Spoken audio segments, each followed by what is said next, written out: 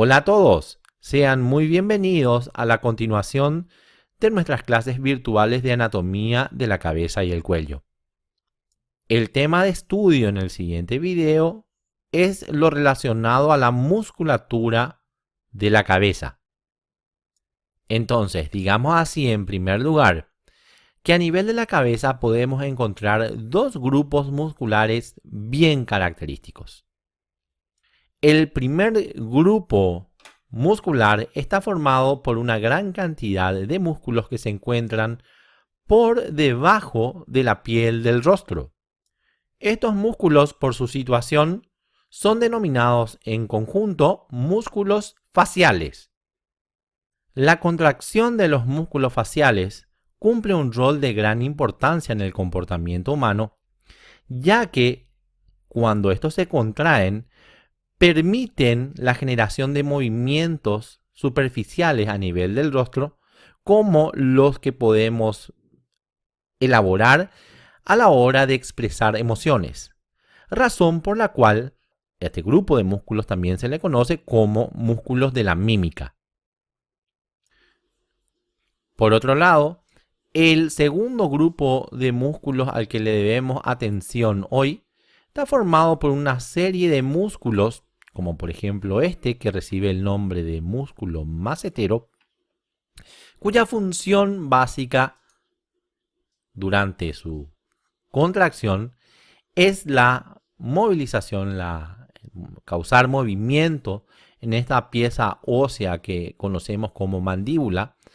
que es importante en ciertos procesos como por ejemplo el proceso de la masticación, razón por la cual a esta serie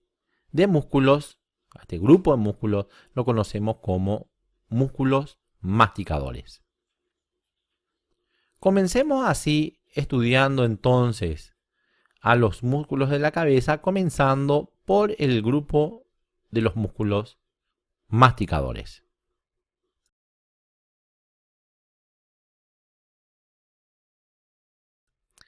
En el grupo de los músculos masticadores podemos encontrar una serie de 4 músculos ubicados estos a cada lado de la línea media, entre los cuales podemos mencionar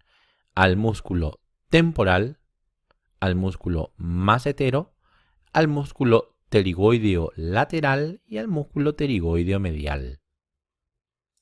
El músculo temporal es un músculo ancho, aplanado y radiado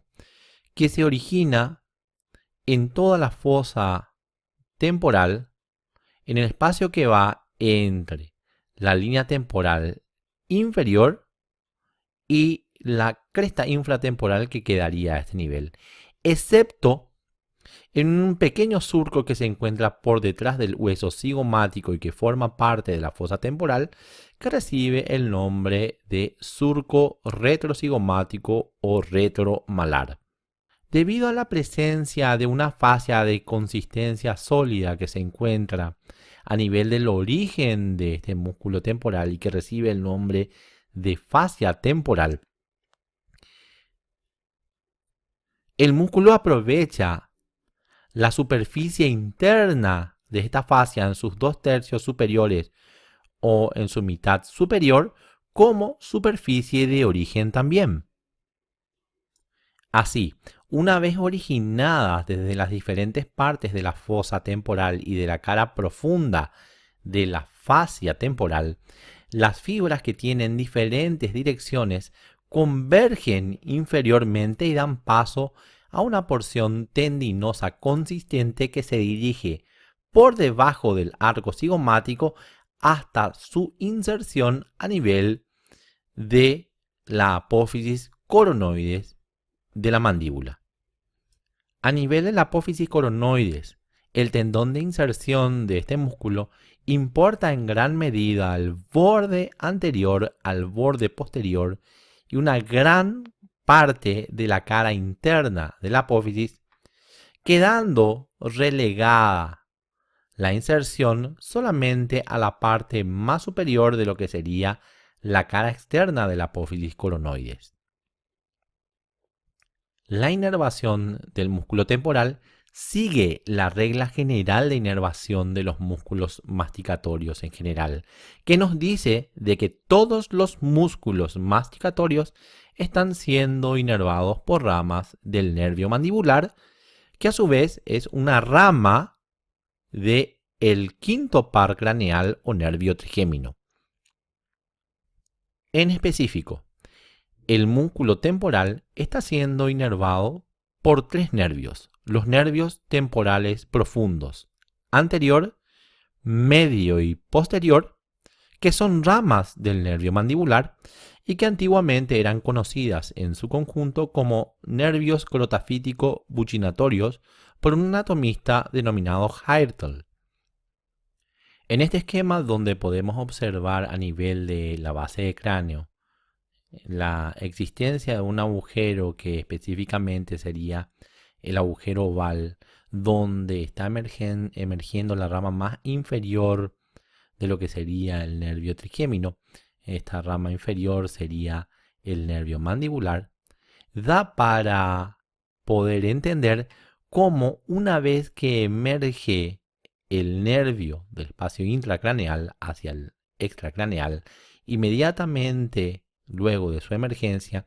el nervio se divide en dos ramas o troncos terminales, los cuales uno es anterior y el otro es posterior.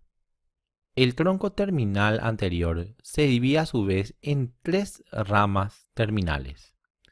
el nervio temporal profundo medio, el nervio temporomaceterino y el nervio temporobucal. Es así como el nervio temporal profundo medio se dirige hacia afuera, atravesando el espacio que hay entre el músculo pterigoideo lateral y la cara cigomática de lo que sería el ala mayor del esfenoides, para llegar hasta la cara profunda del músculo temporal y así inervarlo. De igual manera, el nervio temporomaceterino describe un trayecto similar al nervio temporal profundo medio, pero a diferencia de este, al llegar al extremo de su trayecto por fuera de lo que sería el músculo pterigoideo lateral, el nervio temporomaceterino se divide en dos nervios, que son el nervio temporal profundo posterior y el nervio maceterino. De esta manera, es fácil entender cómo el nervio temporal profundo posterior aborda por su cara profunda al músculo temporal, inervando de esta manera al músculo, específicamente a sus fibras más posteriores, y cómo la rama maceterina del nervio temporomaceterino atraviesa el espacio que deja la escotadura mandibular para encarar por su cara profunda a el músculo maceterino, el cual inerva. Diferente es la suerte del nervio temporobucal, que a partir de su origen en el tronco terminal anterior del nervio mandibular se dirige levemente hacia abajo por dentro de lo que sería el fascículo superior del músculo pterigoideo lateral, atravesando al músculo pterigoideo lateral entre sus fascículos superior e inferior. Una vez que lo atraviesa en el extremo de su trayecto, este nervio también se divide en dos nervios secundarios, que son el nervio temporal profundo anterior y el nervio bucal. El nervio temporal profundo anterior se dirige hacia arriba, encarando al músculo temporal desde su cara profunda, inervando de esta manera especialmente a las fibras más anteriores. De esta manera estamos viendo cómo el músculo temporal está siendo inervado por los nervios temporales profundos anterior, medio y posterior, que cumplen de esta manera la regla general que dice que los músculos masticatorios están siendo inervados por ramas de lo que sería el nervio mandibular, que es una rama obviamente del quinto par craneal o nervio trigémino. En cuanto a lo que nos resta decir sobre el músculo temporal, digamos que en cuanto a su acción, preferimos abordar la acción de los músculos masticatorios en su conjunto al final. Como último tópico en lo que se refiere a músculo temporal, hablemos de la fascia temporal que cubre al músculo en su origen. De esta manera, la fascia temporal constituye una fascia gruesa, resistente y de color blanco azulado en el vivo, que se inserta superiormente siguiendo un trayecto semicircular que se origina por delante en lo que sería el borde postero superior del hueso cigomático, siguiendo hacia arriba por la línea temporal del hueso frontal, continuándose por detrás con la línea temporal superior a nivel del hueso parietal y terminando por detrás en el espacio que queda o que quedaría entre las líneas temporales superior e inferior. Llama la atención cómo la parte superior de la fascia temporal está formada por una lámina de tejido conectivo única, que se divide en su cuarto o tercio inferior en dos láminas de tejido conectivo secundarias, de las cuales una es superficial y la otra es profunda, y que se insertan ambas a su vez en los rebordes o labios de lo que sería el borde superior del arco cigomático. El espacio dejado entre ambas láminas de tejido conectivo secundarias, la superficial y la profunda, queda rellenado normalmente por una almohadilla de tejido adiposo que se encuentra a este nivel. Ahora, digamos por último que visto como un todo, la cara profunda de la fascia temporal, como ya hemos visto anteriormente, en su parte superior, en su mitad superior o sus dos tercios superiores, sirve de superficie de inserción propia al músculo temporal también.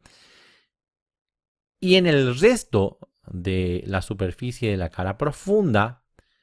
la fascia está separada de la superficie del músculo temporal por un espacio rellenado por una almohadilla de tejido adiposo que lo separa del músculo. El segundo músculo masticatorio que debemos estudiar es este músculo corto, bien grueso y que tiene una forma rectangular alargada de arriba abajo, que ocupa el espacio comprendido entre el arco cigomático y la cara externa de lo que sería la rama ascendente de la mandíbula. Este músculo es denominado músculo macetero. Este nombre es acuñado por el significado griego del nombre macetero, que significa etimológicamente mascador. En este músculo llama poderosamente la atención que debido a su gran grosor, parece que el músculo está formado por varias capas o haces de músculo, específicamente por tres capas musculares que conforman los denominados haces superficial, medio y profundo del músculo. El haz superficial, que es el que podemos ver aquí a simple vista, sería la capa muscular o la capa de fascículos musculares que podemos encontrar en la superficialidad del músculo. Por dentro y en una situación más profunda encontramos a el denominado fascículo medio del músculo, del cual podemos ver cómo aparece o se asoma una pequeña porción de este haz medio a este nivel, y profundamente al haz medio encontraríamos lo que se denomina el haz profundo, que está constituido por una serie de fibras que formaría como la capa más profunda de músculos que conforma al macetero. Estos haces musculares se encontrarían separados dentro del espesor muscular por unas pequeñas capas de tejido conectivo laxo, poseyendo cada capa o haz muscular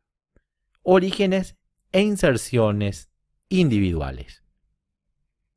Es así que se entiende cómo el fascículo A superficial del músculo se origina a nivel de lo que serían los 3/4 anteriores del borde inferior del arco cigomático y en una pequeña porción del ángulo inferior del hueso cigomático.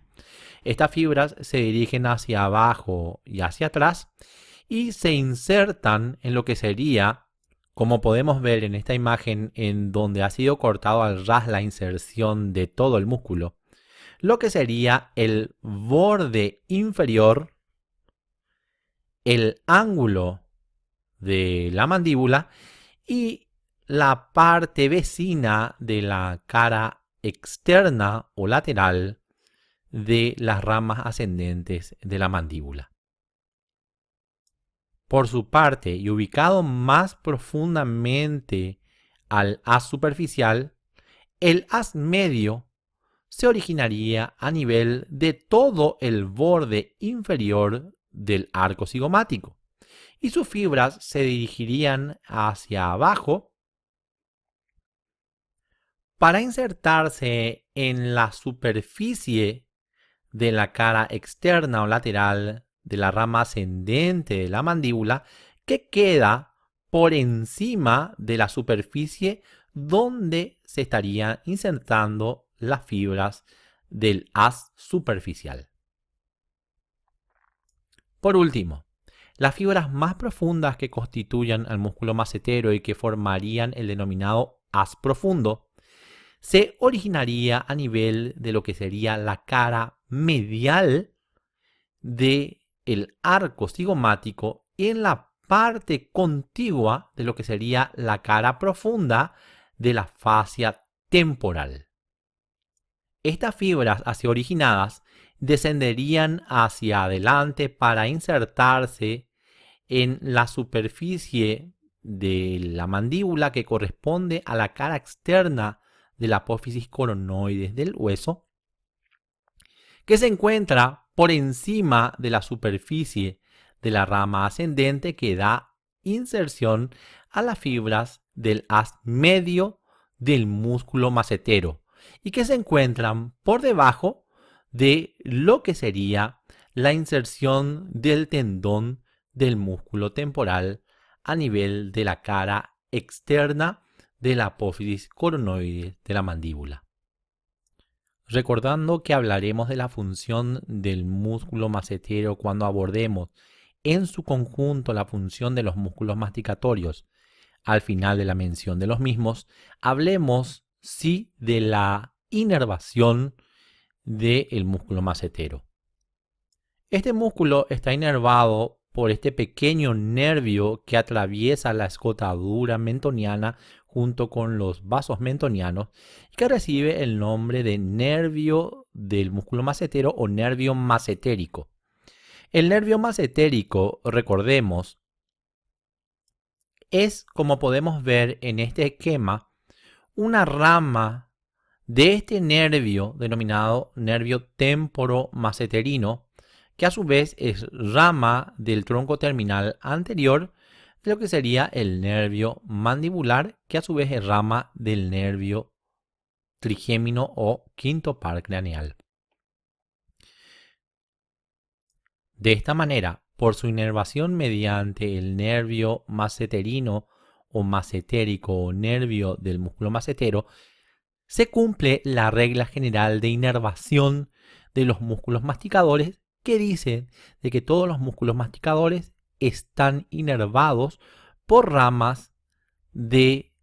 el nervio mandibular, que es a su vez una rama, la rama inferior de lo que sería el quinto par craneal o nervio trigémino. Por último, digamos que así como su par, el músculo temporal, el músculo macetero está cubierto por una fascia que, si bien es más delgada que la fascia temporal, es tan resistente como ella y recibe el nombre de fascia masseterina. Esta fascia se inserta por arriba en el borde inferior de lo que sería el arco cigomático, se inserta por debajo en lo que sería el borde inferior de la mandíbula, se inserta por detrás en lo que sería el borde posterior de la rama mandibular y se inserta por delante en lo que sería el borde anterior de la rama mandibular, así como el borde anterior de la apófisis coronoides de la mandíbula. Esta fascia está prácticamente constituida en su totalidad por una lámina única de tejido conectivo que cubre el músculo, excepto en la superficie del músculo que está con relación al trayecto de este conducto excretor que recibe el nombre de conducto parotidio, también conocido como conducto de Stenholm, en donde, como podemos ver en este esquema, la fascia masseterina se desdobla en dos láminas que cubren la totalidad del trayecto del conducto parotidio en la superficie del músculo, cosa que ocurre también con la prolongación anterior de la mayor glándula salival del cuerpo, que es la glándula parótida. El siguiente músculo masticatorio que debemos estudiar es un músculo que se encuentra en una posición mucho más profunda a los músculos masticatorios previamente mencionados. Y para poder observarlo en toda su magnitud, debemos extraer la porción anterior de lo que sería la rama ascendente de la mandíbula, atendiendo a dejar intacta la apófisis condilar y el cuello de la mandíbula, ya que se inserta a ese nivel. Este músculo es un músculo corto, ancho y aplanado de afuera hacia adentro, que se ubica a nivel de la región infratemporal en el espacio comprendido por delante por lo que sería la cara exocraneal del ala mayor del efenoides y la apófisis pterigoides por un lado, y por otro, por detrás, con lo que sería la superficie del cuello de la mandíbula. Hablamos así del músculo denominado músculo pterigoideo lateral. El músculo pterigoideo lateral se origina así por medio de dos fascículos separados por un espacio intersticial, el intersticio. Un fascículo que es superior y que, debido a que se origina a nivel del ala mayor del efenoides, se denomina también fascículo esfenoidal, y un fascículo inferior que, debido a que se origina a nivel de la apófisis pterigoides del esfenoides, recibe el nombre también de fascículo pterigoideo. El fascículo pterigoideo superior se origina específicamente, como podemos ver en esta imagen, en esta superficie ósea que constituye lo que sería la porción cigomática de la cara cigomático-temporal de la cara exocraneal del ala mayor del efenoides, ocupando esa inserción toda esa porción cigomática. Esa inserción se proyecta hacia lo que sería la cara inferior de esta cresta que constituye la cresta infratemporal, y también se proyectaría a lo que sería el tercio o el cuarto superior de la cara lateral de la lámina externa o lateral de la apófisis pterigoides a este nivel. Ahora, el fascículo inferior o pterigoideo del músculo pterigoideo lateral se inserta efectivamente en esta superficie ósea que está constituida por los 2/3 o 3/4 inferiores de lo que sería la cara externa o lateral de la lámina lateral de la apófisis pterigoides, dirigiéndose o proyectándose esta inserción hacia abajo en lo que sería la cara lateral de la apófisis piramidal del hueso palatino, y en la superficie vecina a esta de lo que sería la tuberosidad del maxilar. A partir de sus respectivos orígenes, las fibras de ambos fascículos del músculo pterigoideo lateral se dirigen hacia atrás y hacia afuera, de tal manera que las fibras del fascículo superior se dirigen de manera horizontal hacia atrás y hacia afuera, y debido a su posición las fibras del fascículo inferior se dirigen de forma oblicua hacia afuera, hacia arriba y hacia atrás, de tal manera de que ambos fascículos convergen a nivel de su inserción para insertarse mediante un tendón común en lo que sería la fosita que podemos encontrar a nivel de la cara anteromedial del cuello de la mandíbula, así como también en el borde anterior de esta pieza cartilaginosa que forma parte de la articulación temporomaxilar y que se denomina fibrocartílago interarticular. A la función del músculo pterigoideo lateral la mencionaremos cuando hagamos mención de la función de la totalidad de los músculos masticatorios hacia el final de la exposición de estos músculos. Hablemos entonces de la inervación del músculo pterigoideo lateral. El músculo pterigoideo lateral está siendo inervado por fibras de este nervio que podemos ver emergiendo entre los fascículos superior e inferior del músculo.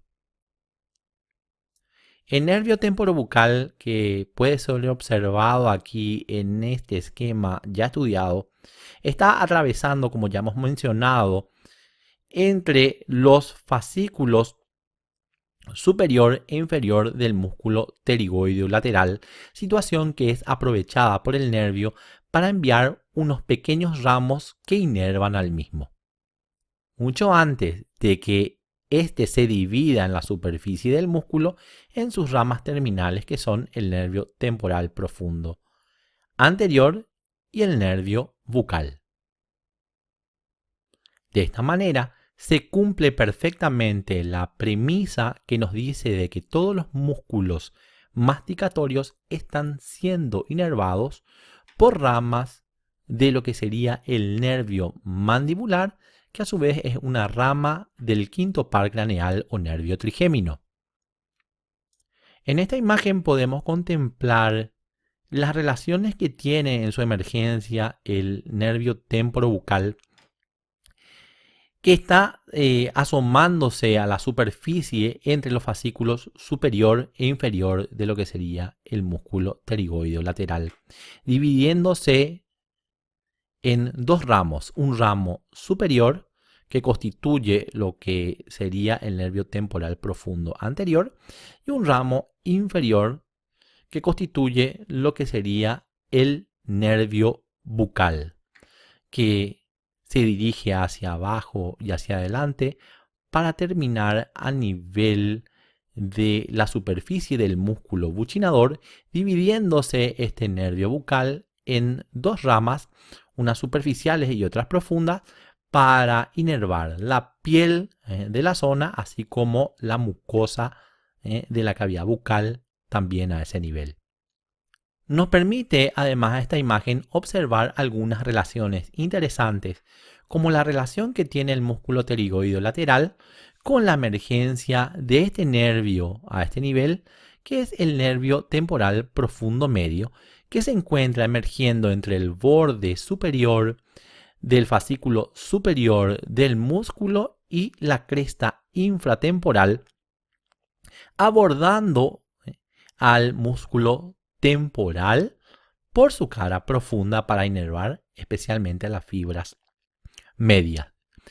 Y nos permite encontrar también a nivel de la misma emergencia, solo que un poco por detrás, a lo que sería el nervio temporomaceterino. El nervio temporomaceterino a nivel de su emergencia recordemos, se está dividiendo en dos ramas. Una rama superior que constituye lo que sería el nervio temporal profundo posterior y una rama inferior que constituye lo que es el nervio masentérico o nervio masenterino. Es así como podemos observar cómo los nervios temporal profundo anterior, medio y posterior abordan al músculo temporal por su cara profunda nuevamente para inervarlo. Podemos observar también cómo está naciendo el nervio masenterino a este nivel, dirigiéndose hacia afuera y hacia atrás para atravesar, como podemos ver en esta imagen, la escotadura mandibular y abordar al músculo macetero por su cara profunda, dando de esta manera la inervación motora para dicho músculo. Por último, esta imagen también nos sirve para destacar una de las relaciones más importantes del músculo con este vaso sanguíneo que constituye una de las ramas terminales de la arteria carótida externa. Esta arteria es la arteria maxilar. Dicha arteria hace un trayecto oblicuo hacia adelante, hacia adentro y levemente hacia arriba, desde su origen a nivel del cuello de la mandíbula hasta su finalización a nivel del trasfondo de la fosa infratemporal. En ese trayecto hay dos posibilidades que pueden ser observadas y que tienen relación con el músculo pterigoideo lateral. En la primera de las posibilidades, la arteria sigue su trayecto bordeando lo que sería el borde inferior del fascículo inferior del músculo en su trayecto desde su origen a su terminación. Esta posibilidad puede ser observada en el 50% de las veces. La otra posibilidad es de que en su trayecto la arteria pase a través del intersticio que se encuentra entre los fascículos superior e inferior, probabilidad que puede ser observada en el otro 50% de las veces. De esta manera, hemos aprovechado esta imagen para estudiar la relación del músculo pterigoideo lateral con algunos elementos vasculonerviosos regionales. El último de los músculos masticatorios al cual debemos prestar atención está constituido por este músculo que se encuentra medialmente a lo que sería el músculo pterigoideo lateral. Este músculo tiene una forma aproximadamente cuadrilátera, es bastante grueso y como podemos observar en esta proyección posterior e inferior de la base del cráneo, ocupa el espacio entre lo que sería la fosa pterigoidea y la cara medial del ángulo mandibular. Estamos hablando del músculo pterigoideo medial. De esta manera podemos decir de que el músculo se origina a nivel de la fosa pterigoidea de la apófisis pterigoides, más específicamente como podemos observar en este modelo tridimensional, en la superficie de la fosa que importa a lo que sería la mayor parte de la cara medial de la lámina lateral de la apófisis pterigoides, el fondo de la fosa pterigoidea, así como la cara posterior de lo que sería la apófisis piramidal del hueso palatino, y la parte más anterior de lo que sería la cara lateral de la lámina pterigoidea interna o medial de la apófisis pterigoides. Es a partir de este origen que las fibras del músculo se dirigen oblicuamente hacia atrás, hacia afuera y hacia abajo para ir a insertarse a nivel de la cara medial del ángulo de la mandíbula así como también en la superficie vecina que corresponde a la cara medial de la rama mandibular. En cuanto a la función del músculo, la mencionaremos cuando mencionemos la función conjunta que cumplen los músculos masticatorios. Pero aprovechemos la imagen para mencionar a la inervación del músculo. Este músculo está inervado por una rama propia que se origina del tronco terminal posterior del nervio mandibular y que recibe el nombre de nervio del pterigoideo medial. El nervio del pterigoideo medial que podemos observar a este nivel en este esquema nace de un tronco común por donde están naciendo tres nervios para tres músculos diferentes a nivel del tronco terminal posterior del nervio mandibular. Este tronco común da origen a los nervios para el músculo tensor del tímpano, origen para el nervio del músculo tensor del velo del paladar y también de esta manera da origen a el nervio del músculo pterigoideo medial. Es así como puede observarse también en este esquema que el nervio aborda al músculo cercano al borde superior del músculo, como podemos observar también en esta imagen, cumpliendo de esta manera la premisa de la inervación de los músculos masticatorios, que dice que todos los músculos masticatorios están siendo inervados por ramas del nervio mandibular, que,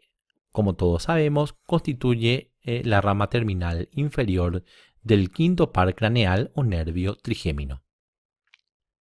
Conviene en este punto mencionar un hecho anatómico importante, que como podemos ver en este esquema donde encontramos un corte transversal de los músculos masticatorios, en donde podemos identificar a los perfiles de los músculos pterigoideo lateral y medial, estos se encuentran normalmente separados entre sí por una lámina de tejido conectivo que recibe el nombre por este hecho de fascia interpterigoidea. En esta imagen donde podemos observar la fascia interpterigoidea en coloración verdosa, nos sirve para entender cómo esta fascia tiene una forma aproximadamente cuadrilátera y se encuentra ubicada entre ambos músculos pterigoideos, lateral y medial,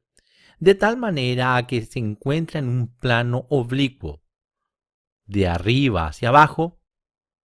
de adelante hacia atrás y de adentro hacia afuera. Debido a su forma cuadrilátera, también podemos decir de que la fascia interpterigoidea presenta un borde superior, un borde posterior, un borde inferior y un borde anterior. El borde superior de la fascia interpterigoidea se inserta, como podremos seguir en esta imagen de la cara exocraneal de la base de cráneo, en los bordes o labios de lo que sería la fisura petrotímpano-escamosa por detrás, yendo hacia adelante para insertarse también en la cresta intertímpano-escamosa, siguiendo hacia adelante para insertarse a nivel de la espina del esfenoides, terminando en lo que sería el reborde medial del agujero oval. Es así como el borde superior de la fascia interpterigoidea se inserta en la base del cráneo. El borde inferior de la fascia interpterigoidea, como podemos ver en este esquema, se inserta a nivel de la cara medial de la rama ascendente de la mandíbula, por encima de las inserciones del músculo pterigoideo medial, importando inclusive a lo que sería la língula mandibular. Esta imagen también nos sirve para entender cómo en su trayecto oblicuo de arriba hacia abajo, la fascia interpterigoidea se confunde en su porción inferior con lo que sería la vaina de tejido conectivo que cubre al músculo pterigoideo medial. Ahora, el borde anterior de lo que sería la fascia interpterigoidea se inserta en su parte superior a nivel del borde posterior de la lámina lateral de la apófisis pterigoides e inferiormente se dirige hacia adelante y hacia adentro para ir a insertarse a nivel de los bordes laterales de la base de la lengua, en donde se encuentra con la prolongación anterior de la fascia faringobasilar. Y por último, lo que sería el borde posterior de la fascia interpterigoidea, al que podemos observar mucho mejor en esta imagen, es un borde libre de inserción ósea. Este borde posterior forma con las superficies óseas correspondientes a la cara exocraneal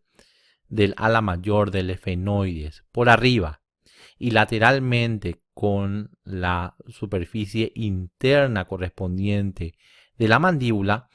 un espacio triangular de base superior y de vértice inferior por el cual están atravesando varios elementos vasculares.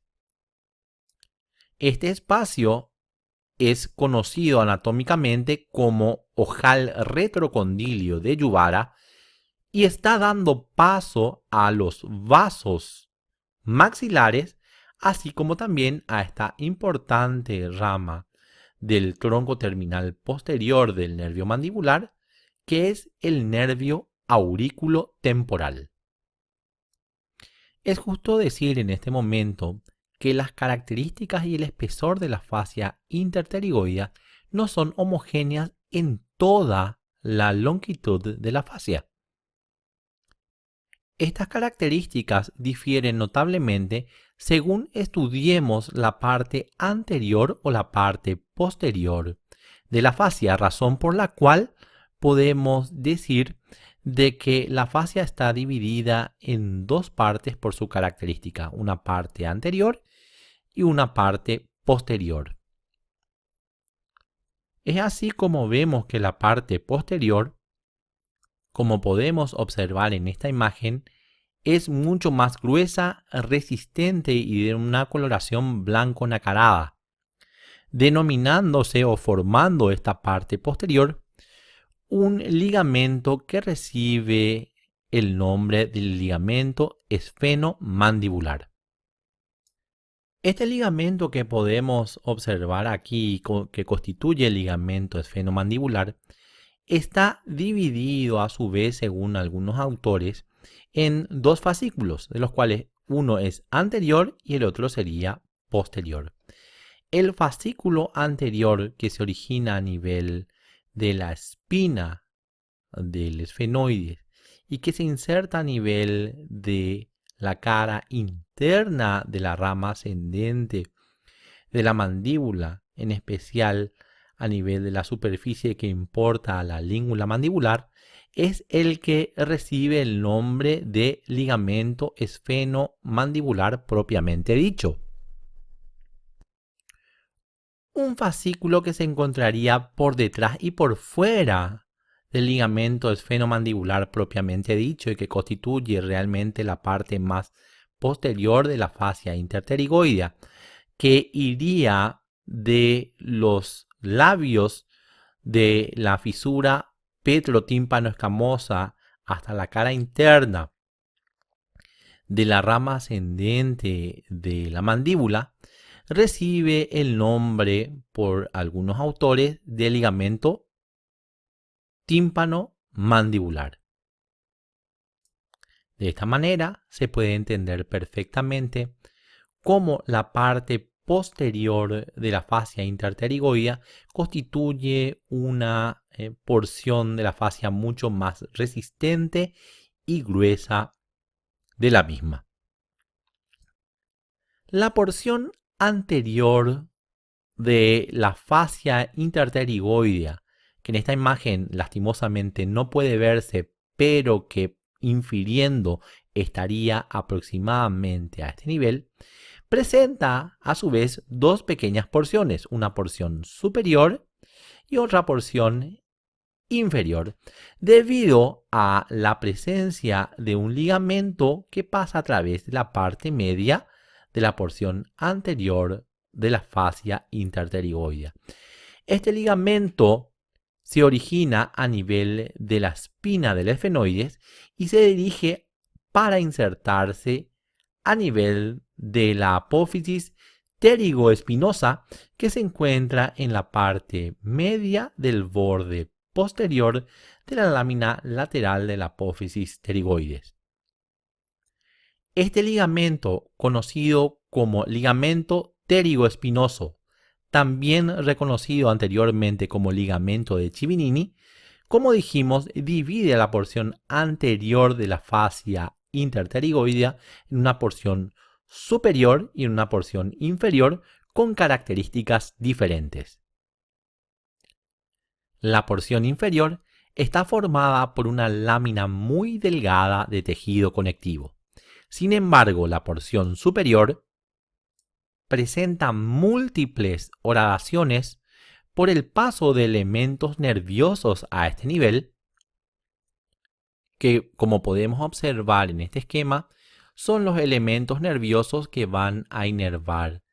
a el músculo tensor del tímpano, al tensor del velo del paladar, así como también a el músculo pterigoideo medial, haciendo que esta porción de la fascia reciba el nombre, debido a sus múltiples horadaciones, de fascia cribiforme. Por último, digamos que por fuera de lo que sería la fascia interpterigoidea, podemos encontrar además una fascia de importancia anatómica que recibe el nombre de fascia pterigo-temporomandibular. Esta fascia denominada pterigo-temporomandibular, ubicada a este nivel en el esquema, se inserta superiormente a nivel de lo que sería el ala mayor del esfenoides y anteriormente a nivel de la parte más superior del borde posterior de la lámina lateral de la apófisis pterigoides.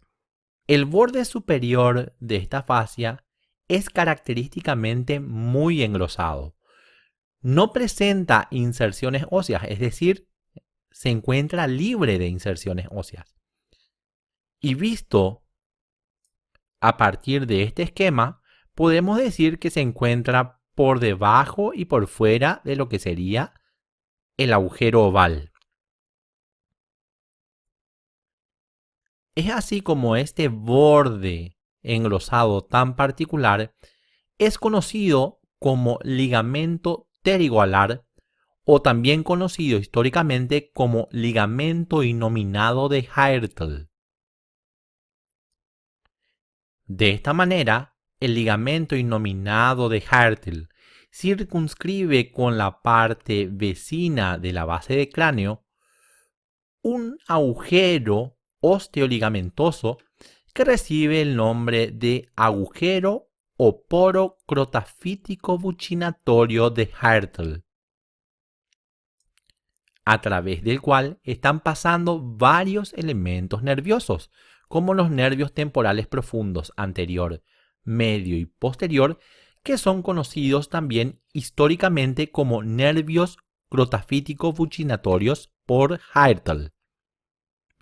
Para finalizar el estudio de nuestros músculos masticadores, estudiemos la función de los mismos en su conjunto. Y digamos primero de que es muy fácil entender a esta altura cómo la contracción de estos músculos imprimen movimientos a la mandíbula. Entre los varios movimientos que puede imprimirse a la mandíbula tenemos al movimiento de elevación de la mandíbula, al movimiento de proyección de la mandíbula hacia adelante, que es denominado propulsión, al movimiento de proyección de la mandíbula hacia atrás, que es denominado retropropulsión, así como movimientos de lateralidad de la mandíbula, que también es conocido como movimiento de diducción. Así es como la elevación de la mandíbula es producida por la contracción simultánea de los músculos temporal, el músculo macetero, así como el músculo pterigoideo medial.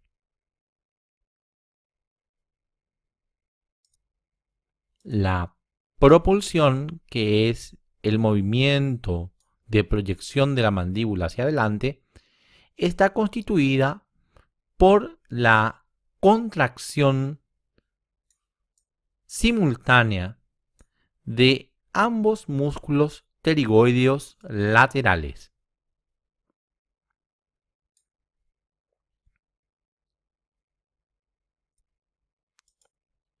Y por último, el movimiento de diducción o lateralización está dado por la contracción de uno de los músculos pterigoideos laterales de manera independiente. De esta manera, hemos estudiado las características anatómicas de la musculatura masticatoria al detalle.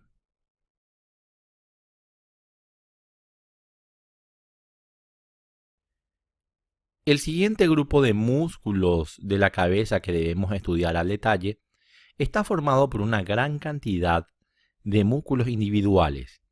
Nos referimos a los músculos faciales, que son una serie de músculos que se encuentran por debajo de la piel del rostro en la mayor parte de los casos y cuya contracción producen unos movimientos característicos que asociamos a muecas que denotan emociones. Es por esta razón que a los músculos faciales también se les conoce como músculos de la mímica. Los músculos de la mímica presentan tres características propias que los distinguen de otros grupos musculares de la cabeza. En primer lugar, todos estos músculos están siendo inervados por el séptimo par craneal o nervio facial. En segundo lugar, estos músculos presentan una superficie de inserción de origen que se fija a los elementos óseos de la cabeza y que por ende es una inserción inmóvil, y en cuyo otro extremo se insertan a nivel de la cara profunda de la piel que las cubre, es decir, que el extremo de inserción distal sería una inserción de tipo móvil. Y en tercer lugar, todos estos músculos se encuentran agrupados alrededor de las cavidades naturales de la cabeza, actuando de esta manera como músculos dilatadores o constrictores de los orificios u hendiduras de estas cavidades naturales. Debido a esta disposición natural, se clasifica a los músculos faciales en 4 subgrupos, que son los músculos de los párpados y las cejas, los músculos nasales, los músculos del pabellón auricular y los músculos de los labios. Comencemos estudiando a los músculos de los párpados y las cejas.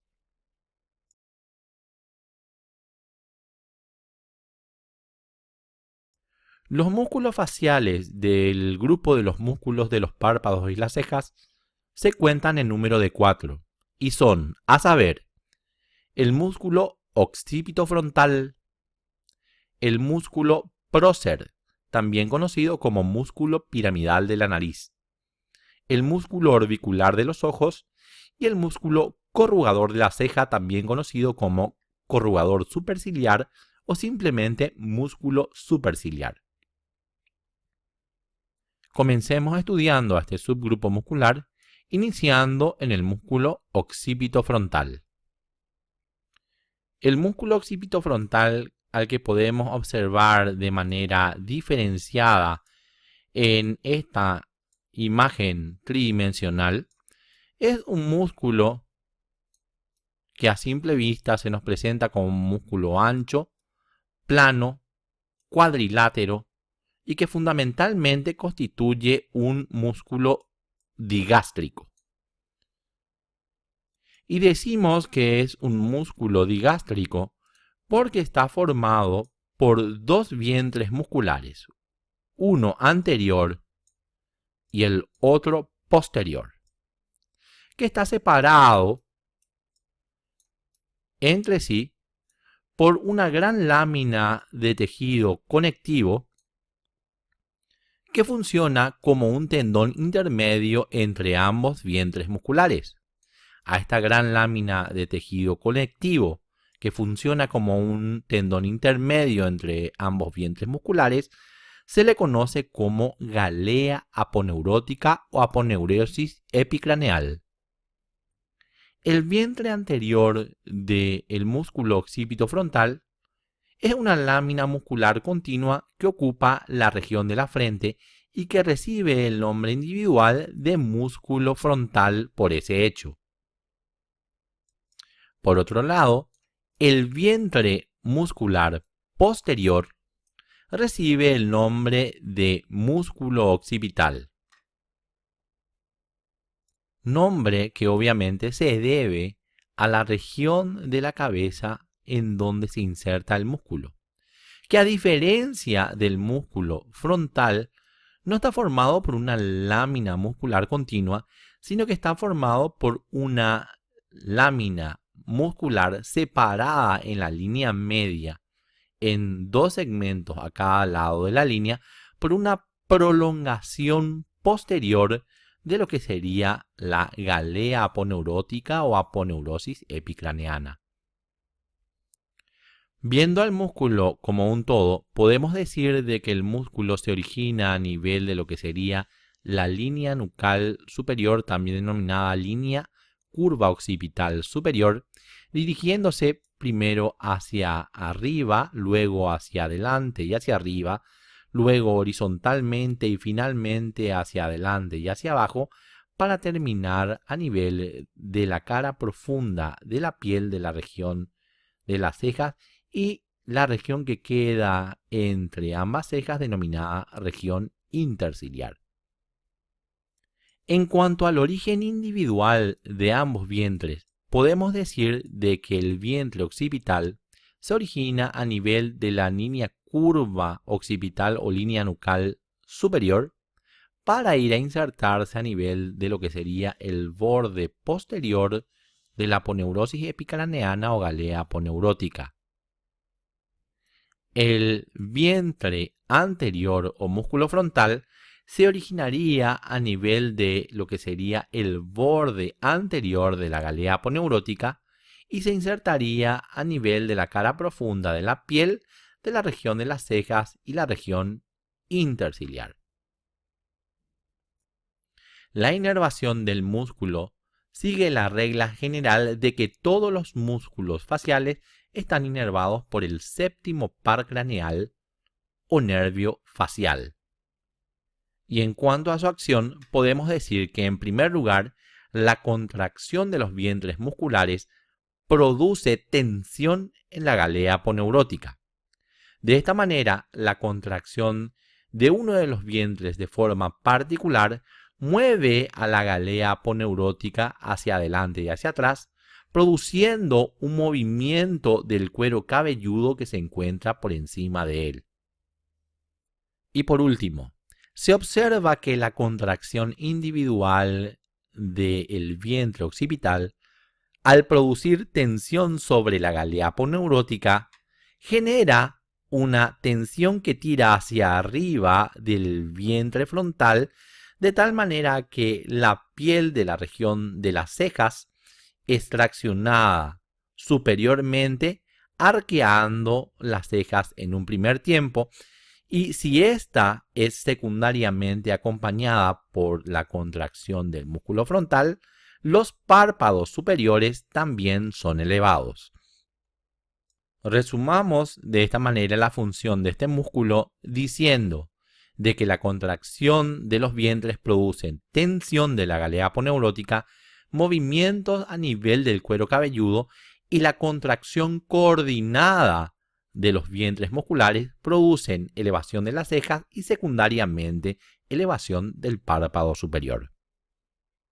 Acción muy bien graficada en esta imagen, donde vemos cómo la contracción del vientre frontal o vientre anterior del músculo occipito frontal produce elevación de las cejas y elevación del párpado superior. A este tipo de contracción del músculo podemos verlo configurado en una reacción facial ante un sentimiento de sorpresa, admiración o espanto de forma normal. El siguiente músculo del grupo de los músculos de los párpados y las cejas que debemos estudiar es un músculo que se encuentra a ambos lados de la línea media, por encima del dorso nasal. Este músculo es un músculo corto, acintado, que como se encuentra en la parte más superior del rostro, recibe el nombre de músculo prócer, que también es conocido debido a su forma como músculo piramidal de la nariz. Este músculo se origina, como podemos ver en este esquema, a nivel de lo que sería la superficie del cartílago lateral de la nariz, así como también en la parte inferomedial de la cara anterior de los huesos propios de la nariz, y dirigen sus fibras hacia arriba, terminando de forma radiada en la cara profunda de la piel de la región interciliar. Como todos los otros músculos faciales, este músculo se encuentra inervado, por regla general, por el séptimo par craneal, el nervio facial. En cuanto a su función, podemos decir que la contracción del músculo tira la piel de la región interciliar hacia abajo, oponiéndose a lo que sería la acción de las fibras mediales del vientre frontal del músculo occipito frontal, que haría lo contrario. De tal manera que esta contracción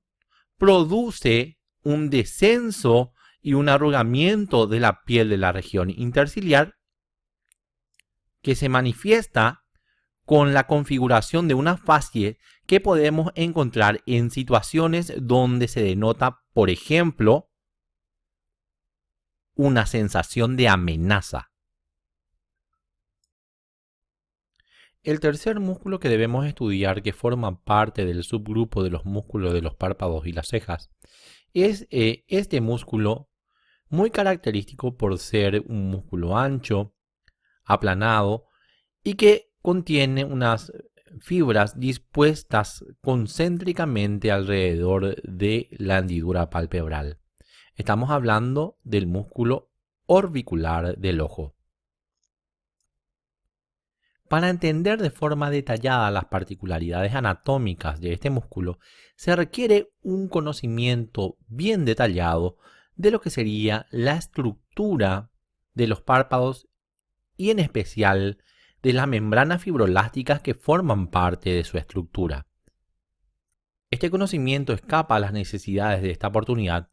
pero digamos de forma resumida que, como podemos ver en este esquema, el músculo presenta tres porciones características, que son una porción orbitaria, una porción palpebral y una porción ubicada profundamente a la porción palpebral, que puede ser vista en la parte interna y profunda del músculo, que recibe el nombre de porción profunda de la porción palpebral del músculo orbicular del ojo, en algunos textos también conocido como porción lagrimal o conocido históricamente como músculo de Horner. La porción orbitaria del músculo orbicular del ojo está formado por las fibras más excéntricas del músculo que insertan al músculo alrededor de lo que sería la base de la órbita, así como también en la piel que recubre la zona. La porción palpebral sería la porción del músculo que está en relación con la estructura de los párpados. Y la porción profunda de la porción palpebral, también denominada por algunos autores como porción lagrimal o músculo de Horner de forma histórica, es la porción de la porción palpebral que se encuentra profunda y medialmente ubicada y que está en íntima relación con los conductillos lagrimales. Así, este músculo facial que está inervado siguiendo la regla general de la inervación de los músculos faciales por el séptimo par craneal o nervio facial, posee tres funciones bien características. En primer lugar, la contracción de las fibras haría que los bordes libres de los párpados se acerquen entre sí, cerrando a la hendidura palpebral. En segundo lugar, la dilatación del saco lagrimal por unos mecanismos que no discutiremos en esta oportunidad. Y en tercer lugar, el favorecimiento de la circulación lagrimal sobre la superficie ocular por mecanismos que lastimosamente no discutiremos en esta oportunidad. El último de los músculos del subgrupo de los párpados y las cejas que debemos estudiar es un pequeño músculo aplanado y acintado que recibe el nombre de músculo corrugador de la ceja o músculo corrugador superciliar, aunque también es conocido simplemente por el nombre de músculo superciliar. Este músculo se origina en lo que sería la superficie ósea del extremo medial del arco superciliar, y a partir de ahí las fibras se dirigen hacia arriba y hacia afuera, atravesando a las fibras del vientre frontal del músculo occipito frontal, así también como a las fibras de la porción orbitaria del músculo orbicular del ojo en su trayecto, para terminar a nivel de la cara profunda de la piel de la mitad interna a los 2/3 mediales de la ceja. Como todo músculo facial, este músculo está inervado por el séptimo par craneal y cumple una función que, como podemos ver en esta imagen, es la de levantar y elevar la parte media de la ceja, denominada también cabeza de la ceja, y al mismo tiempo tirar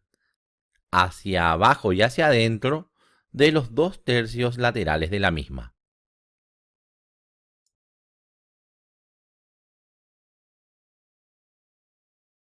El siguiente subgrupo de músculos faciales que debemos estudiar son los músculos asociados al pabellón auricular. Asociados al pabellón auricular podemos tener dos tipos de musculaturas. La denominada musculatura intrínseca, que está formada por una serie de pequeños músculos que se originan y terminan básicamente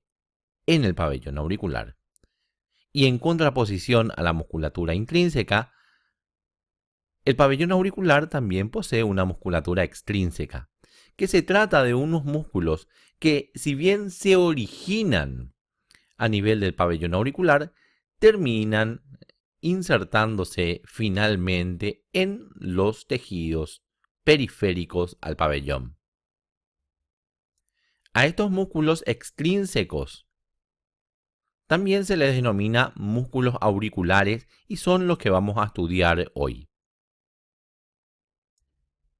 Estos músculos en el ser humano se cuentan en número de 3 a cada lado y se reconocen como músculo auricular anterior por encontrarse por delante del pabellón auricular, el músculo auricular superior por encontrarse por encima del pabellón y el músculo auricular posterior por encontrarse por detrás del mismo. La función de estos músculos, mediante su contracción, consistiría en la dilatación de lo que sería el conducto auditivo externo, así como la movilización del pabellón auricular para orientarlo en las diferentes direcciones del espacio. Estas funciones son mucho más apreciadas obviamente en mamíferos inferiores que se dedican a la caza y a la huida de peligros, razón por la cual estos músculos se encuentran mucho más desarrollados en ellos, de tal manera que podemos explicarnos perfectamente por qué en el ser humano estos músculos tienden a la atrofia e inclusive a su desaparición. A pesar entonces de que pueden ser piezas musculares muy rudimentarias, digamos de que el músculo auricular anterior se origina en la aponeurosis epicraneana por delante del pabellón auricular y dirige sus tenues fibras hacia atrás y hacia abajo para terminar insertándose a nivel de lo que sería la espina del hélix y el borde anterior de la concha auricular. El músculo auricular superior hace lo propio, originándose a nivel también de la aponeurosis epicraneana por encima del pabellón auricular, dirigiendo sus fibras hacia abajo y levemente hacia atrás para terminar en la cara medial del pabellón auricular a nivel de lo que sería la convexidad, que correspondería a la zona de la fosita del antélix, también denominada fosita triangular. Y finalmente, el músculo auricular posterior se originaría en lo que sería la base de la apófisis mastoides del hueso temporal, por debajo y por fuera de las inserciones del vientre occipital del músculo occipito frontal. A partir de ese origen, sus fibras se dirigen hacia adelante, terminando en la convexidad de la cara medial del pabellón auricular, que correspondería a la concha auricular. No está de más de recordar que, como todo buen músculo facial, todos estos músculos están inervados por ramas del séptimo par craneal o nervio facial.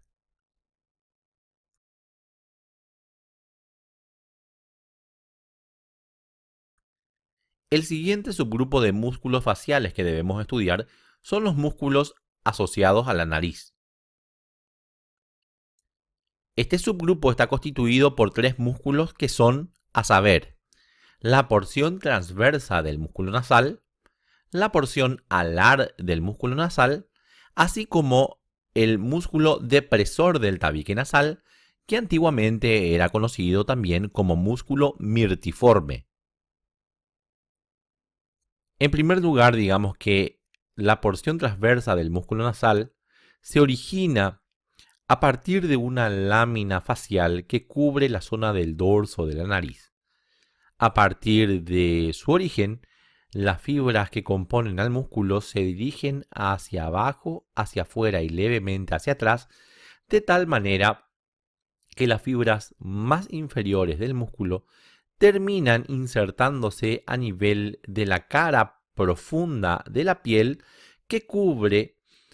este surco que separa la nariz del labio superior y que recibe el nombre de surco nasolabial. A este nivel, las fibras superiores del músculo, a su vez, hacen un trayecto mucho más lateral, terminando de tal manera que se confunden con las fibras más laterales del músculo depresor del tabique nasal a nivel de la piel del labio superior.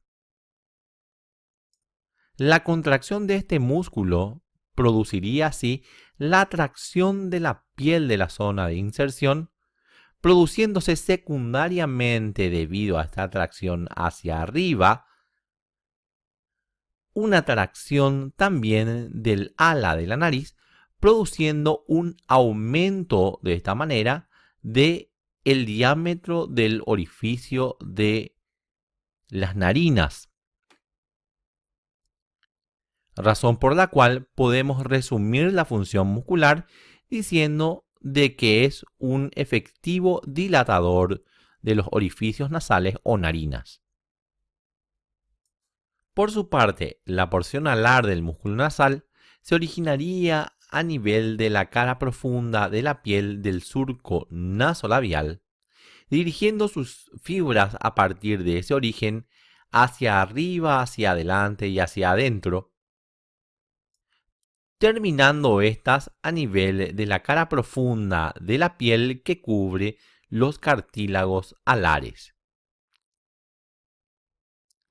De esta manera, la contracción del músculo produciría una tracción de la cara profunda de la piel de origen e inserción, de tal manera que, como su predecesor, este músculo también actuaría como un efectivo dilatador de las narinas. Finalmente, el músculo depresor del tabique nasal, conocido también como músculo mirtiforme, se originaría de la parte inferior de la fosita incisiva, conocida anteriormente como fosita mirtiforme, así como también de la eminencia alveolar del canino. A partir de su origen, las fibras se dirigen hacia arriba, de tal manera que estas terminan a nivel de la cara profunda de la piel, del reborde posterior de la narina, así como también en la cara profunda de la piel que cubre el subtabique.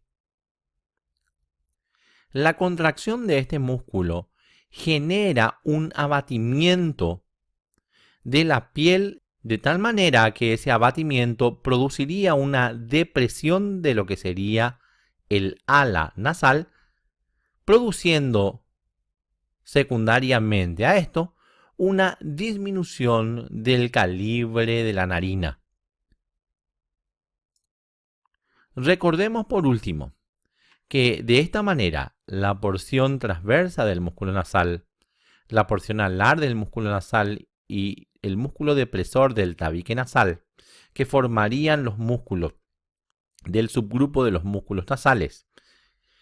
como buenos músculos faciales, están inervados en su conjunto por el séptimo par craneal o nervio facial.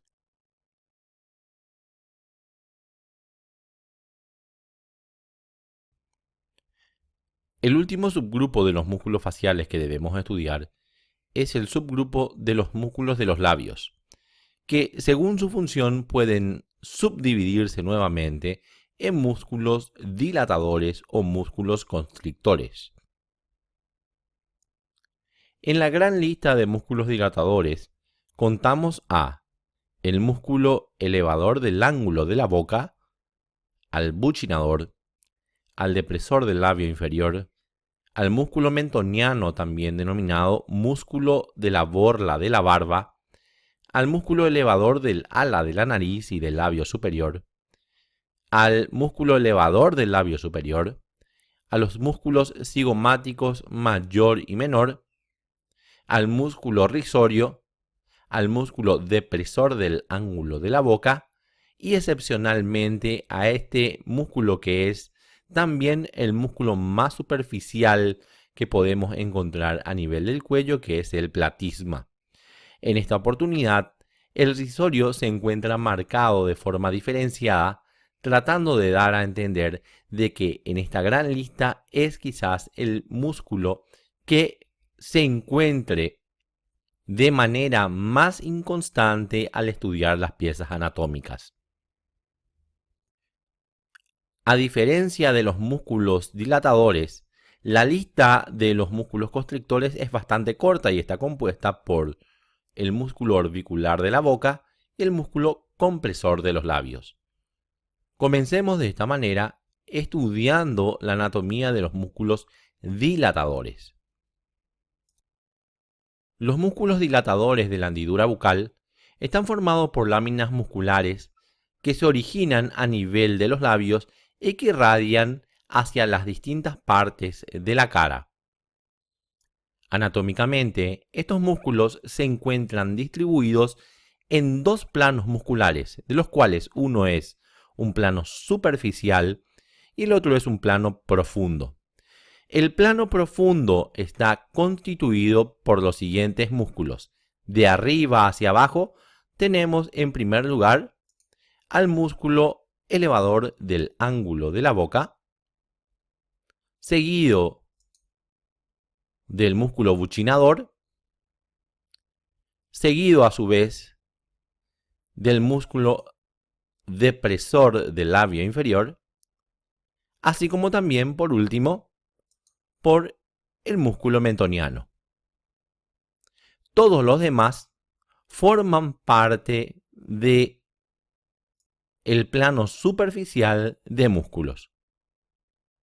Comencemos de esta manera estudiando a los músculos del plano profundo. En esta imagen, donde podemos ver resecados a los músculos elevador del ala de la nariz y del labio superior, al músculo elevador del labio superior y al músculo cigomático menor, nos sirve para poder observar al más superior de todos los músculos del plano profundo, cuál es el músculo elevador del ángulo de la boca. Este músculo pequeño, plano y cuadrilátero se origina a nivel de la fosita canina, razón por la cual también antiguamente era conocido como músculo canino, dirigiéndose sus fibras a partir de su origen hacia abajo y levemente hacia afuera, para ir a insertarse, como vemos en este esquema, a nivel de la cara profunda de la piel de la comisura de los labios y la cara profunda de la piel que cubre el labio inferior. De esta manera, la contracción del músculo produciría un elevamiento de la comisura de los labios y del labio inferior. El siguiente músculo a estudiar es un músculo de importancia fisiológica grande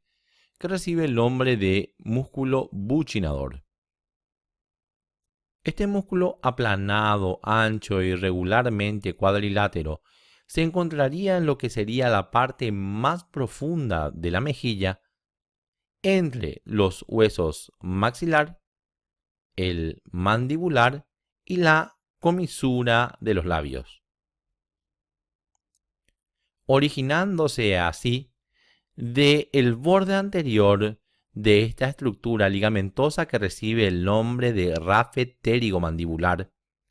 proyectando sus fibras a partir de su origen hacia adelante y levemente hacia adentro para que éstas se inserten a nivel de la cara profunda de la piel de la comisura de los labios y de los labios superior e inferior.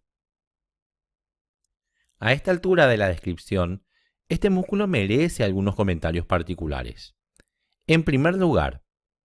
podemos observar cómo el músculo se encuentra perforado en la parte media de su cara externa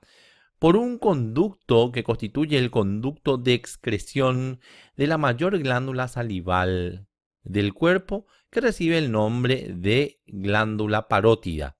Este sería el conducto excretor de la glándula parótida, también denominado conducto parotidio y conocido por su epónimo de conducto de Stenón, en honor al anatomista que lo describió por primera vez. De esta manera, el conducto parotidio o conducto de Stenón perfora profundamente al músculo buccinador, perforando por último a la mucosa del vestíbulo bucal para terminar característicamente a nivel de lo que sería el cuello del segundo molar superior. En segundo lugar, el rafe pterigomandibular está constituido por una lámina de tejido conectivo que funciona como un tendón intermedio que une por delante al músculo buccinador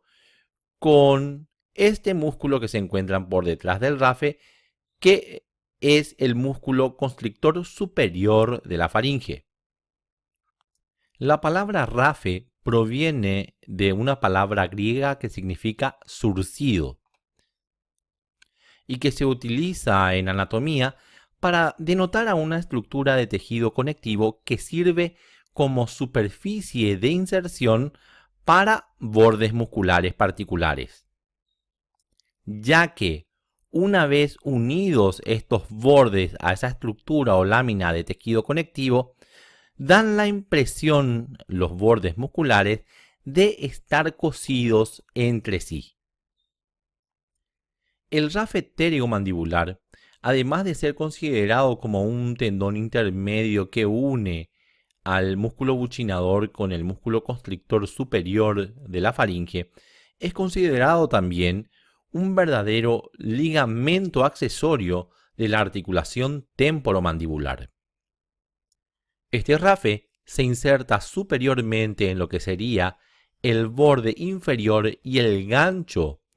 encontrados a nivel de la parte inferior de la lámina medial de la apófisis pterigoides superiormente, e inferiormente se insertaría a nivel del reborde medial del borde alveolar de la mandíbula por detrás del último molar. Ahora bien, el músculo buccinador cumple variadas funciones, entre las cuales podemos citar, en primer lugar, que la contracción del músculo tiraría hacia atrás a la comisura de los labios, de tal manera que la hendidura de los labios aumente de diámetro. La contracción del músculo, en segundo lugar, comprimiría el espacio que hay entre las arcadas dentarias y la mucosa bucal, que se denomina vestíbulo bucal. Es así que cuando el vestíbulo bucal se encuentra distendido porque se encuentra lleno, por ejemplo, de aire,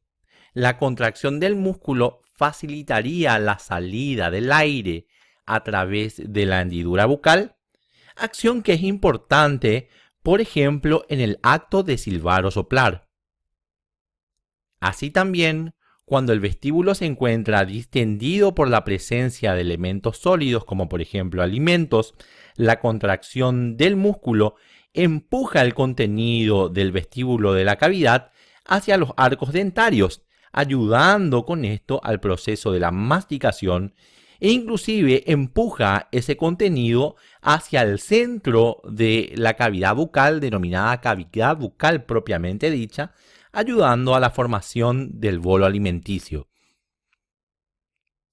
De ahí la importante función fisiológica que cumple el músculo buccinador. El siguiente músculo del grupo de los músculos profundos del subgrupo de los músculos dilatadores que podemos encontrar es un músculo aplanado y de forma cuadrilátera que se encuentra entre el labio inferior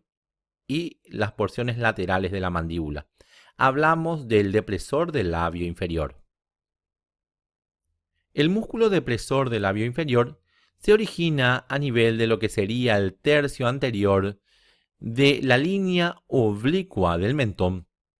dirigiendo sus fibras a partir de su origen hacia arriba y levemente hacia adelante para insertarse a nivel de lo que sería la cara profunda de la piel del labio inferior. Es así como la contracción de este músculo tiraría de la mitad correspondiente del labio inferior hacia abajo y hacia afuera. Y llegamos finalmente a lo que sería el último de los músculos del plano profundo del subgrupo de los músculos dilatadores de la hendidura bucal, para hablar del músculo mentoniano, que está constituido por un pequeño músculo, en realidad son dos situados a cada lado de la línea media, en el pequeño espacio triangular dejado entre los bordes anteriores del músculo depresor del labio inferior. este o estos músculos se originarían a nivel de lo que serían las eminencias alveolares de los incisivos y del canino de su lado, para dirigirse sus fibras a partir del origen hacia adelante y hacia afuera e insertarse en la cara profunda de la piel del mentón. De esta manera, la contracción del músculo produciría un movimiento de tracción de la cara profunda de la piel del mentón, produciendo un elevamiento del nivel del mentón y secundariamente un elevamiento de lo que sería el labio inferior. Recordemos, finalmente, de que como buenos músculos faciales, todos los músculos del plano profundo se encuentran inervados por ramas del séptimo par craneal o nervio facial. Comencemos ahora a estudiar a los músculos que se encuentran en el plano superficial y que pertenecen al subgrupo de los músculos dilatadores de la hendidura bucal. Arranquemos así estudiando las características de este músculo alargado y acintado que ocupa el espacio entre el reborde interno de la órbita y la piel del labio superior. Este músculo, que recibe el nombre de elevador del ala de la nariz y del labio superior, se origina efectivamente a nivel de lo que sería la cara externa de la apófisis frontal del hueso maxilar, dirigiendo sus fibras a partir de su origen hacia abajo, hacia los lados y levemente hacia atrás, insertándose algunas de ellas a nivel del borde posterior del ala de la nariz y en su gran mayoría siguiendo su trayecto hacia abajo y hacia afuera, insertándose finalmente a nivel de lo que sería la cara profunda de la piel del labio superior. De igual manera, y lateralmente a lo que sería el músculo elevador del ala de la nariz y del labio superior, encontramos a un músculo aplanado, amplio y aproximadamente cuadrilátero, que se encuentra parcialmente cubierto por el músculo precedente. Estamos hablando del músculo elevador del labio superior. Este músculo conformante del plano superficial se origina en los 2/3 del reborde inferior de la órbita, haciendo un trayecto hacia abajo y hacia adentro y cubriendo parcialmente al músculo elevador del ángulo de la boca en ese trayecto, terminando a nivel de lo que sería la cara profunda de la piel del labio superior. En ese trayecto, cabe destacar que algunas de las fibras del músculo van a insertarse también en el borde posterior de lo que sería el ala de la nariz. Es así como, debido a que ambos músculos anteriormente mencionados comparten superficie de inserción, la contracción muscular de ambos produciría un efecto similar, que es, como podemos ver en la imagen, la elevación del ala de la nariz, así como también la elevación del labio superior. Lateralmente a ambos músculos ya mencionados, encontramos un par de músculos que, como se originan a nivel del hueso cigomático, reciben el nombre de músculos cigomáticos y son el anterior y el superior, denominado cigomático menor, y el posterior e inferior, denominado músculo cigomático mayor, disposición que es fácilmente recordable mediante la utilización de la mnemotecnia que dice que el mayor siempre carga al menor. El cigomático menor se originaría en la parte media de lo que sería la cara lateral o cutánea del hueso cigomático, dirigiendo sus fibras a partir del origen hacia adelante y hacia abajo, insertándose estas a nivel de la cara profunda de la piel del labio superior, haciendo lo propio también el músculo cigomático mayor, que se origina a nivel de la cara externa o cutánea del hueso cigomático también, pero a diferencia del cigomático menor, este origen se daría mucho más cerca de lo que sería el ángulo posterior del hueso. A partir de este origen, sus fibras se dirigirían hacia adelante y hacia abajo para insertarse en la cara profunda de la piel que cubre las comisuras y en la cara profunda de la mucosa a este nivel. Así, habiendo estudiado el origen y la inserción de estos músculos, es muy fácil entender cómo la contracción de estos músculos producen, según podemos observar perfectamente en este esquema, en el caso del músculo cigomático menor, la tracción hacia arriba y hacia afuera del labio superior, y en el caso del músculo cigomático mayor, la tracción hacia arriba y hacia afuera de lo que sería la comisura de los labios. Por último, recordemos que a este nivel de la anatomía facial,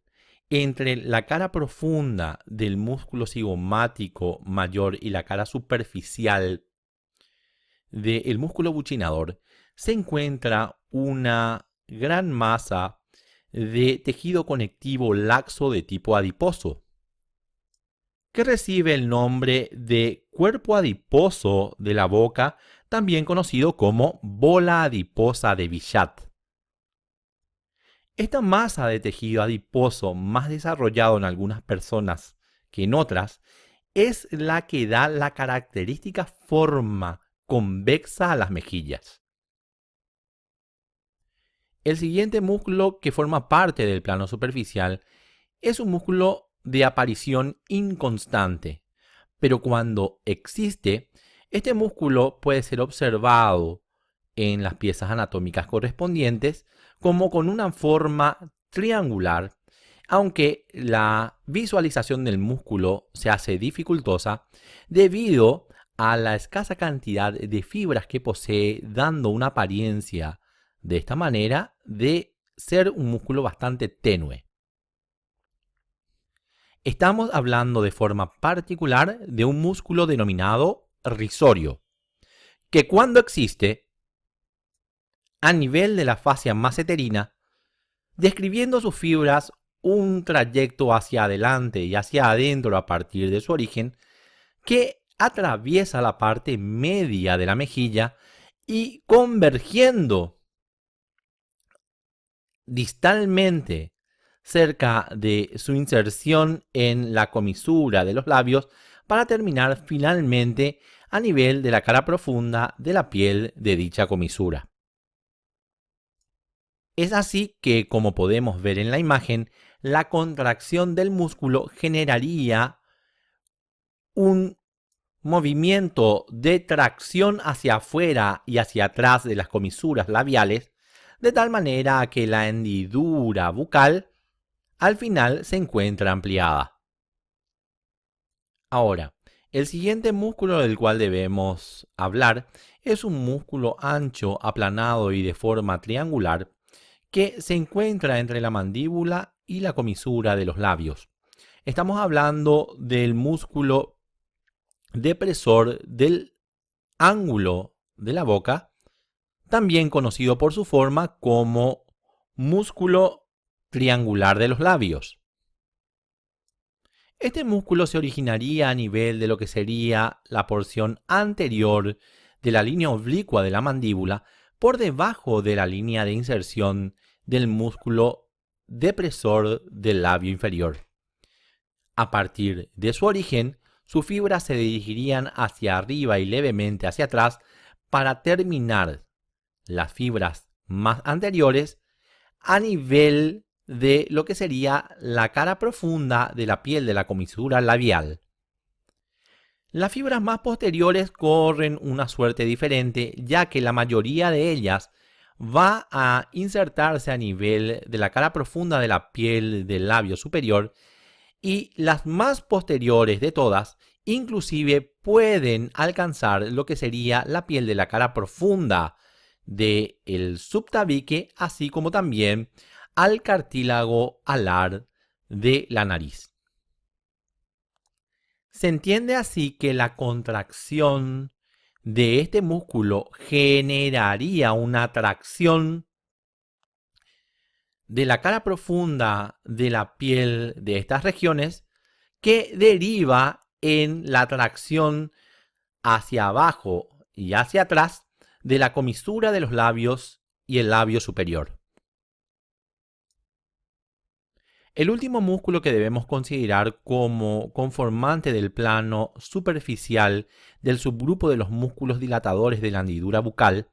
es un músculo considerado aquí de forma excepcional por Rouvier debido a sus inserciones distales, ya que el músculo, en la mayor parte de su extensión, estaría formando parte en realidad de los músculos que encontramos a nivel del cuello.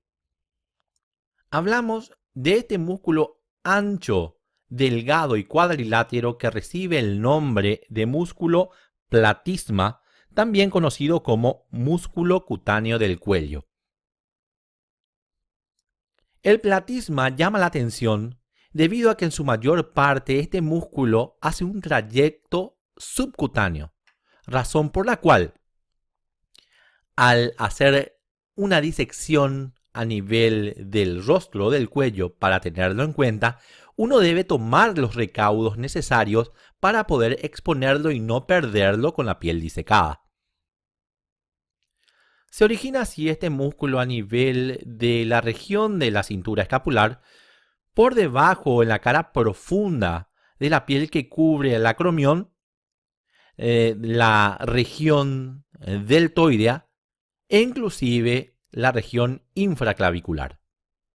A partir de este origen, sus gruesas fibras se dirigen oblicuamente hacia arriba y hacia adelante,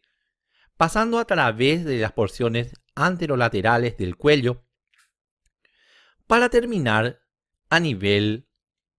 de la piel del rostro y del hueso mandibular. Este trayecto del músculo permite que sus bordes anteriores previamente separados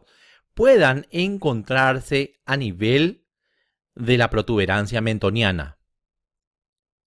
Así decimos que las fibras más anteriores del platisma se insertarían a nivel de la cara profunda de la piel que cubre la protuberancia mentoniana. Las fibras medias se insertarían en lo que sería el borde inferior de la mandíbula, y además una gran cantidad de fibras se insertarían a nivel de lo que sería la línea oblicua de la mandíbula, y las fibras más posteriores terminarían confundiéndose con las fibras más posteriores del músculo depresor del ángulo de la boca, así como también algunas invadirían inclusive la piel de la cara profunda de la mejilla, e inclusive algunas osarían también en insertarse a nivel de la cara profunda de la piel de la comisura labial. Comprendiendo estas inserciones, es fácil entender cómo la contracción del músculo produce una tracción hacia abajo de la piel del mentón, produciendo secundariamente esto, ante la contracción sostenida, la depresión del labio inferior, abriendo de esta manera la comisura labial.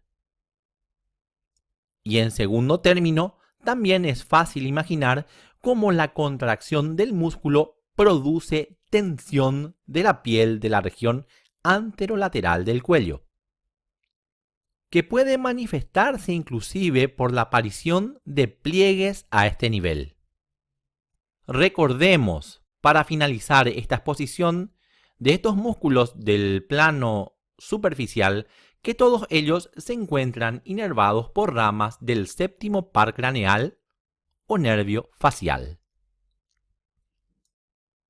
En este punto de estudio de los músculos que conforman los labios, se impone una vuelta de página para poder comenzar a estudiar al subgrupo de los músculos constrictores de la hendidura bucal, siendo el primero de los músculos que debemos estudiar en este subgrupo a este músculo aplanado que tiene una forma elíptica y que posee unas fibras concéntricamente dispuestas alrededor de la hendidura bucal. Este músculo es denominado músculo orbicular de la boca, siendo conocido también como músculo orbicular de los labios, ya que forma parte importante de la estructura de los labios. Anatómicamente hablando, este músculo está dividido en dos porciones bien características. Una porción periférica o marginal, que está conformada por las fibras más excéntricas del músculo, y una porción central o labial, que está formada por las fibras más concéntricas del músculo. Esta porción periférica o marginal está formada por dos tipos de fibras musculares, denominadas fibras extrínsecas y fibras intrínsecas. Se denominan fibras extrínsecas a aquellas fibras de los músculos dilatadores que al terminar en la zona se mezclan con las fibras más excéntricas del músculo orbicular de la boca, de tal manera que forman cuerpo con él. Ese es el caso, por ejemplo, en el labio superior, de lo que ocurre con las fibras del músculo buccinador, así como las fibras más externas o posteriores del músculo depresor del ángulo de la boca. A nivel del labio inferior ocurre lo propio también, teniendo en cuenta las fibras más inferiores del músculo buccinador, así como podemos inferir en esta imagen, ocurre con las fibras del músculo elevador del ángulo de la boca. Las fibras intrínsecas, sin embargo, son fibras que se originan en la región periférica o marginal y terminan, además, en la misma región. Estas fibras están constituidas por dos músculos individuales encontrados en el espesor del músculo orbicular de la boca a nivel del labio superior y dos que se encuentran también a nivel del labio inferior y que son denominados en su conjunto músculos incisivos, encontrándose de esta manera dos músculos incisivos superiores y de la misma manera dos músculos incisivos inferiores. Los músculos incisivos superiores se originarían a nivel del borde lateral de la fosita incisiva, dirigiéndose sus fibras a partir del origen hacia adelante y hacia arriba para terminar en la cara profunda de la piel del labio superior. Los músculos incisivos inferiores harían lo mismo, originándose a nivel de las eminencias alveolares de los dientes caninos inferiores, dirigiendo sus fibras hacia abajo y hacia adelante, terminando estas insertándose a nivel de la cara profunda de la piel del labio inferior. Por su parte, las fibras que componen la porción central o labial del músculo orbicular de la boca posee fibras que, como podemos ver en esta imagen, recorren totalmente el borde libre de los labios de lado a lado, de tal manera que en sus extremos se encuentran a nivel de la comisura de los labios con las fibras del labio inferior, de tal manera que es a este nivel que las fibras de estos músculos se insertan en la cara profunda de la piel de la comisura, así como en la mucosa a ese nivel. De esta manera, y así expuesto el músculo en sus orígenes y en sus inserciones, es fácil entender cómo la contracción de estas porciones del músculo hace de que el músculo se contraiga a manera de un esfínter que ocluye o cierra la hendidura bucal. Y digamos, en fin, que el último músculo que pertenece al subgrupo de los músculos constrictores de la hendidura de los labios que debemos mencionar y que es mencionada en nuestra literatura, recibe el nombre de músculo compresor de los labios. El músculo compresor de los labios es un músculo que se origina a nivel de lo que sería la cara profunda de la piel que cubre la porción labial del músculo orbicular de la boca. Estas fibras se dirigen de adelante hacia atrás atravesando la porción labial del músculo orbicular de la boca para llegar de esta manera a insertarse posteriormente a nivel de la mucosa que cubre esta porción de los labios. La contracción de estas fibras comprimiría los labios de anterior a posterior, como podemos ver en esta imagen, de tal manera que se entiende cómo este músculo muy desarrollado en los niños cumple un papel fundamental en el acto de la succión. No debemos olvidar que estos músculos compresores, como buenos músculos faciales, también están siendo inervados por ramas del séptimo par craneal o nervio facial. De esta manera, finalizamos la exposición que hemos dado sobre la musculatura de la cabeza. Espero que haya sido de provecho. Soy el Dr. Víctor Báez. Les espero en la siguiente entrega. Muchas gracias.